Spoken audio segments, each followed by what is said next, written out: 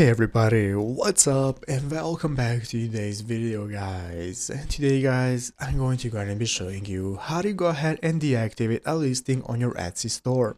This is a very simple thing to do, so make sure to watch this quick and easy video till the very end, follow my steps correctly so you can make sure that this works the same for you and you can do this yourself.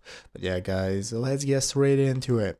So the first thing we want to do is to go ahead and open up the official Etsy website right here, etsy.com, if you have not already. So after opening it up, this is going to be the main page you're greeted by. From this home page in the upper right corner, the first thing we can do is go and log into your account. So if you do not already have an account, you can just go and create one. So after logging in, this is going to be the main page you're greeted by. From this home page, now we can get started with accessing the shop manager. This is going to enable us to set up our store if you do not already have one, and if you have one, by opening up the shop manager, it's going to enable you to access your shop settings.